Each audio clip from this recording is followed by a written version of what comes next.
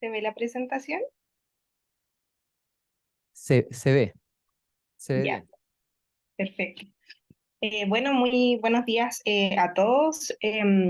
Lamento no haber podido compartir con ustedes de manera presencial. Sin embargo, como decía Francisco, para mí era muy importante poder presentar el día de hoy. Mi nombre es Edelweiss Valdebenito. Yo trabajo en el Servicio de Salud Araucanía Sur.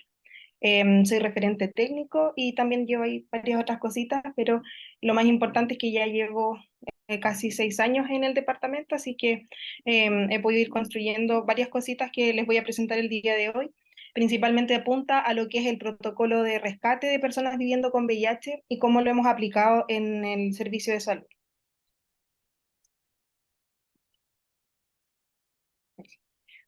Para contextualizarles un poco de nuestra región, tenemos cerca de un poquito más de 950.000 habitantes. Hay 33 comunas en la región de la Araucanía, de las cuales 11 corresponden a la provincia de Malleco, que es Araucanía Norte, y 21 a Araucanía Sur, que es la provincia de Cautín. Tenemos un 11,6 de pobreza, y somos una de las comunas con mayores índices de pobreza a nivel nacional. También tenemos un 29% de población rural y un componente no menor de de personas que pertenecen al pueblo mapuche con un 14,7%. En cuanto al VIH propiamente tal, en la provincia de Cautín tenemos que la edad principalmente predomina entre los 30 y los 34 años. Un 12% pertenece al pueblo mapuche, un 38% no utiliza condón y un 53% ocasional. Por tanto, si sumamos el 38 más el 53, vemos que más de un 90% de personas no utiliza de manera inconsistente el condón, que es nuestra principal medida de prevención. También tenemos un porcentaje de 18,2 de pacientes migrantes extranjeros. Estos datos los obtenemos desde las notificaciones que se realizan, a la fecha hemos realizado cerca de 1.798 notificaciones. Esto incluye el sistema público y privado, de los cuales 1.436 pacientes se encuentran aproximadamente activos en nuestro sistema de salud. De acuerdo a las últimas notificaciones, el 49% está ingresando en etapa SIDA, lo cual da cuenta de que muchos de estos pacientes están ingresando de manera tardía y cada vez vamos viendo que los pacientes están ingresando más complejos. En cuanto a las comunas que han presentado mayor incidencia de nuevos casos, tenemos comunas como Curarrehue, que es bastante rural, bastante alejada, Melipeuco, Villarrica, y también hay algunos casos en otras comunas que habitualmente no están dando casos como Pucón, como Perquenco. También contarles que desde el año 2020 se iniciaron disposiciones desde el Ministerio en cuanto a lo que eran los pacientes en abandono y también poder revincular a estos pacientes. Y es así que surgen los compromisos de gestión. Específicamente me refiero para el tema de los abandonos. Y en el año 2020 es que se lanza el primer compromiso de gestión que va enfocado en esta búsqueda y rescate y revinculación de los pacientes. En el año 2020, que era un no muy buen año para poder salir a buscar pacientes, fue que partimos con todo lo que era el poder generar los protocolos locales y poder distribuirlos dentro de la red. Luego ya en el 2021, 2022 y el año que tenemos en curso, se ha ido enfocando en poder ir aplicando este protocolo y poder ir rescatando a aquellas personas o invitándolas a que se retomen la atención. Nuestro servicio, si bien esto de la búsqueda de pacientes no era algo nuevo, sino que era algo que ya veníamos haciendo anteriormente. Desde el año 2020 se le dio forma y se le dio una búsqueda más formal con distintos documentos, distintos plazos y periodos que iban avalando su aplicación. Em, y principalmente es que se formaliza este protocolo mediante lo que muchas veces se hace en el sistema público, que es a través de un documento y un oficio. ¿A qué vamos a considerar abandono? Principalmente a aquellos usuarios que no se han presentado ya sea a los controles médicos o a retirar tratamiento antirretroviral en los últimos 6 meses o más inclusive.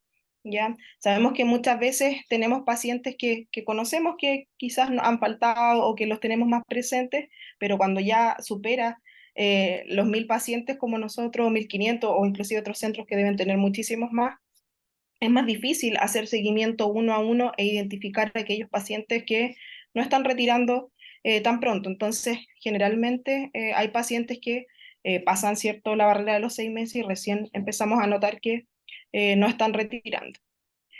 ¿Cuáles son los factores de riesgo que hemos objetivado respecto de los abandonos? En primer lugar, aquellos pacientes que han tenido dificultades para aceptar la enfermedad. Muchas veces hay personas que se perciben sanos y que por tanto no ven la carga de tener que acudir a control si están bien, se autoperciben bien. También hemos visto que en el último tiempo, sobre todo, yo creo que al igual que en la población general, han predominado las patologías de salud mental y tenemos varios pacientes de los cuales caen en abandono que experimentan ciertos procesos de descompensaciones psiquiátricas y temas importantes respecto de la salud mental. También el tema de las adicciones, tenemos varios pacientes que muchas veces pasan por ciclos de desintoxicación o inclusive de recaídas en sus cuadros, entonces muchas veces ahí es donde se abandonan y luego vuelven en varios meses y perdemos el rastro.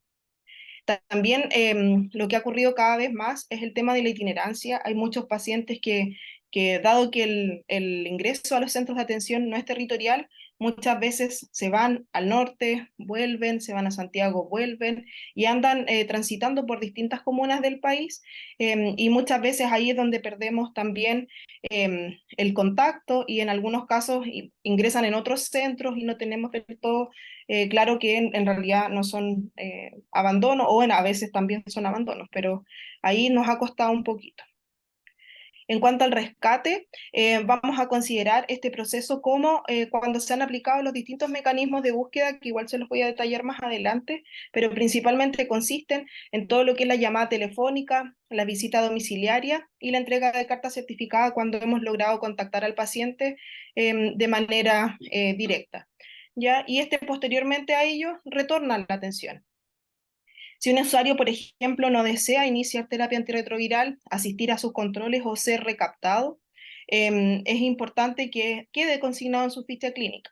Nos ha pasado con muchos pacientes que, por ejemplo, no es posible registrar en la ficha porque nos informan de manera telefónica o porque muchas veces no es posible encontrar un contacto formal con el paciente. Entonces ahí es donde muchas veces quedamos entrampados en estos procesos porque no logramos volver a tener contacto directo y cara a cara con el paciente.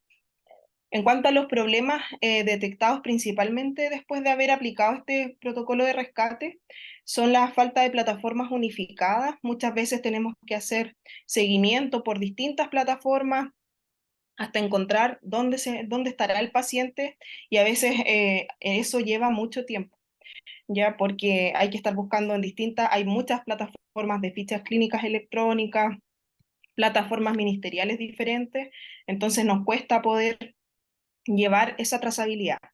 En cuanto a los contactos, muchas veces estos están desactualizados, los pacientes hoy en día y bueno, las personas en general cambian muchísimo sus teléfonos, cambian mucho también datos de contacto, direcciones, y eso nos afecta mucho porque al momento de generar los equipos, sobre todo cuando tienen que ir a hacer las visitas domiciliarias, nos encontramos con que la dirección no existe o con que la dirección muchas veces ya no vive la persona ahí y son también tiempos valiosos que van perdiendo los equipos de salud.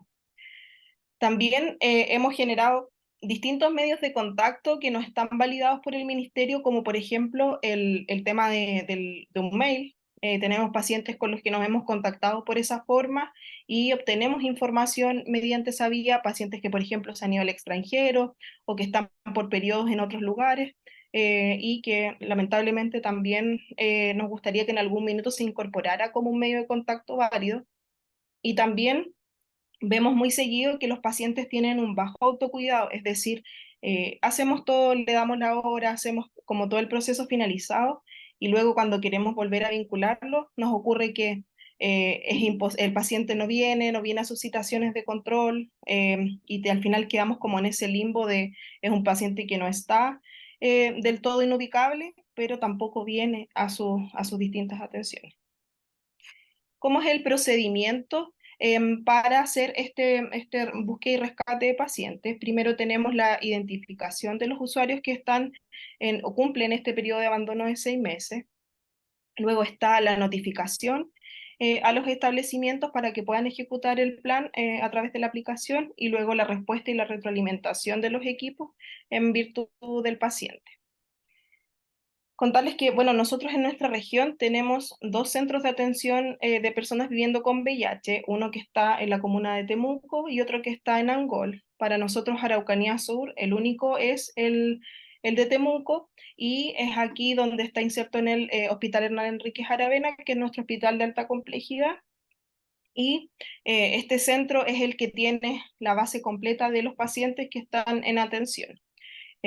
Posterior a esta revisión de casos, va a identificar el listado de pacientes que hayan tenido abandonos, ya sea a controles o a tratamientos, y va a ir identificando de dónde son estos pacientes y a dónde deben ser enviados. Una vez que son identificados estos pacientes, se identifica cuál es su comuna de origen y se le deriva al gestor de procesos. Contarles de manera general que en nuestra provincia tenemos la figura de un gestor de procesos VIH, que es un profesional en cada establecimiento de salud, ya sea atención primaria, secundaria o terciaria, que es quien articula de alguna forma las distintas atenciones que debe recibir el paciente, o inclusive es quien es nuestro nexo de comunicación a la hora de poder ejecutar protocolos de búsqueda y rescate. Esto es con la finalidad principalmente de centralizar la responsabilidad en una sola persona, porque muchas veces cuando hay muchas personas haciendo lo mismo, se diluyen un poco las tareas.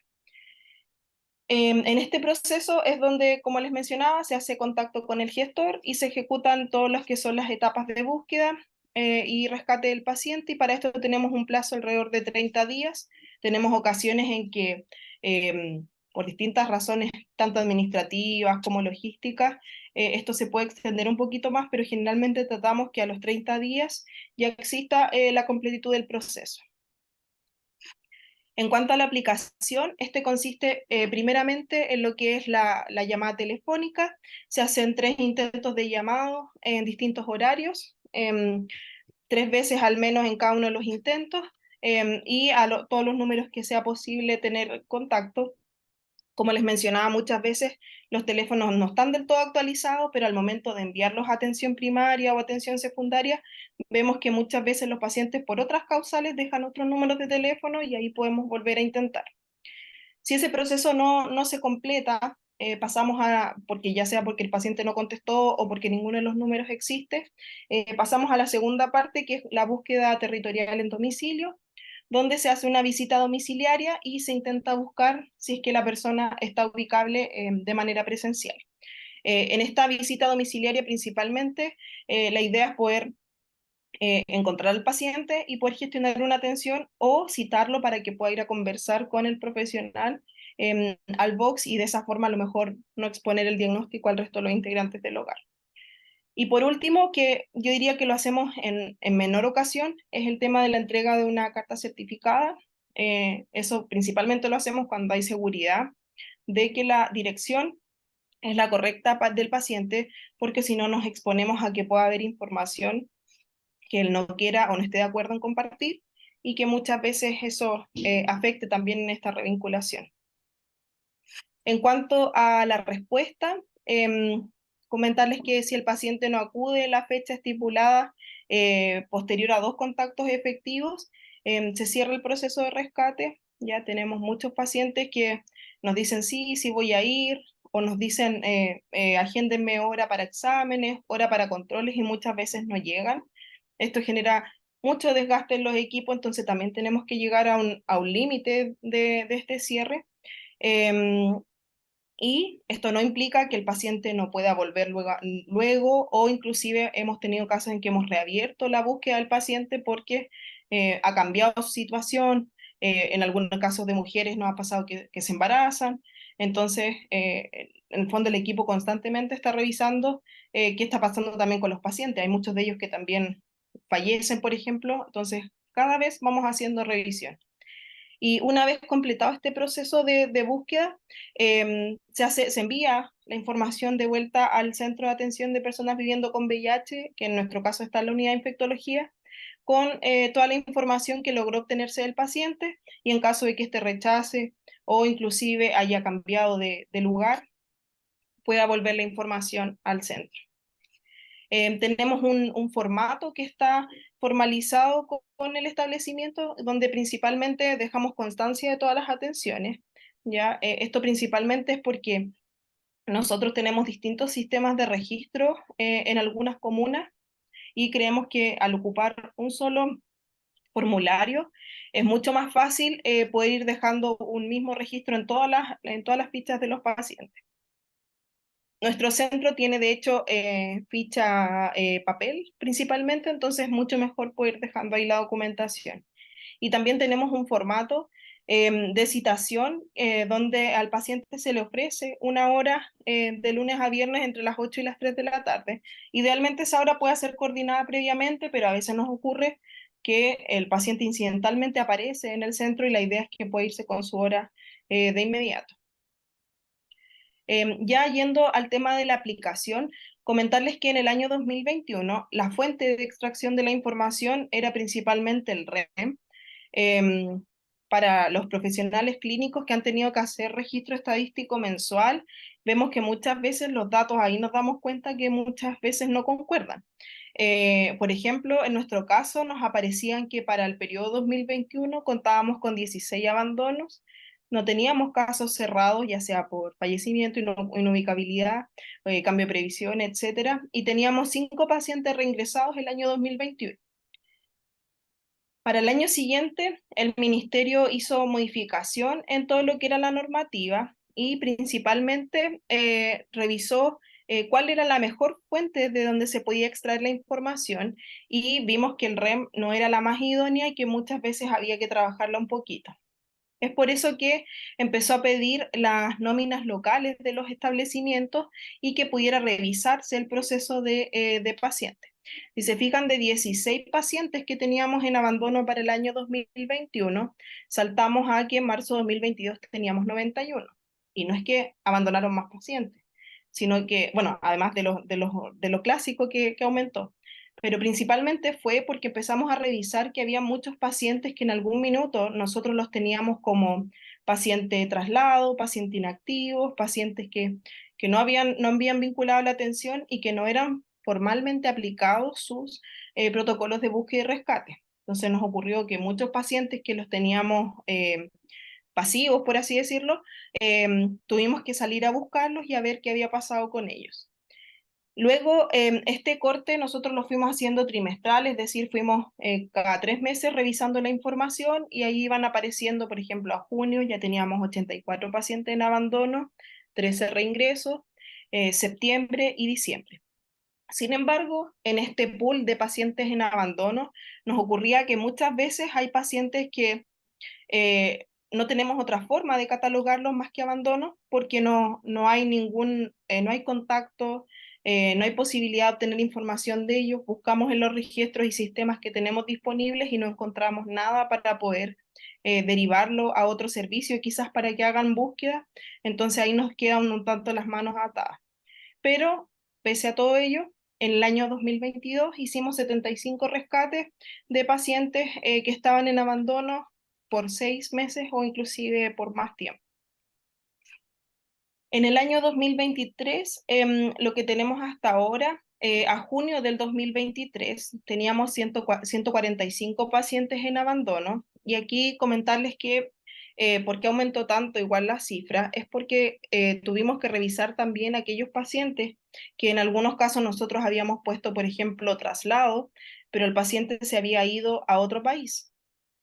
Esos pacientes que son traslados, nosotros no está validado el traslado internacional, por lo que muchos de esos pacientes también tienen que irse revisando. Este proceso ha sido de mucha revisión y yo creo que ha sido súper enriquecedor para el equipo porque hemos ido encontrando muchos pacientes que estaban muchas veces como con procesos inconclusos y que hemos ido avanzando y cada vez se ha ido ordenando mucho más. A junio del 2023 teníamos 145 pacientes en abandono, reingresaron 37, ¿ya? También en ese periodo hicimos 56 auditorías de cierre. Este año el Ministerio incorporó un proceso de auditoría donde en conjunto hicimos con el equipo la revisión de algunos casos que en el fondo ya no había más que hacer desde el punto de vista de salud por nuestra parte, es decir, eran pacientes inubicables, pacientes que se perdió absolutamente el rastro, pacientes que llevaban algunos de ellos muchísimo tiempo en abandono, más de dos, inclusive llegamos hasta algunos pacientes 5 años en abandono. Entonces ya era un proceso de cierre administrativo, ¿ya? Hasta septiembre del 2023, que lo revisamos hace poquito, tenemos 111 pacientes en abandono y 15 reingresos, ¿ya? Este corte se va a volver a medir en diciembre, así que esperamos poder tener muchos más pacientes retornando a la atención. Y como dato adicional, yo sé que siempre se pregunta si estos pacientes, tenemos claro que hay muchos pacientes que vuelven y van a estar un tiempo y luego van a volver a caer en el abandono, porque hay algunos pacientes que manejan esta lógica de entrar y salir constantemente. Sin embargo, en la revisión que se hizo para el corte de septiembre, revisamos que el 78% de los pacientes que han sido rescatados desde el año 2021 a la fecha, o sea, desde la aplicación de este protocolo, continúan actualmente en control. Así que podemos ver que en general el hacer un trabajo mucho más acabado con estos usuarios y vincularlos muchas veces con su atención primaria que era inexistente antes de la búsqueda, genera que el paciente continúe al menos por un tiempo en control. Sabemos que cada vez la complejidad de los pacientes ha ido variando, por lo que esperamos que en algún minuto este proceso de búsqueda y rescate no sea tan complejo y cada vez vaya dándole facilidades tanto al paciente como a los equipos de salud. Eso sería. Muchas gracias.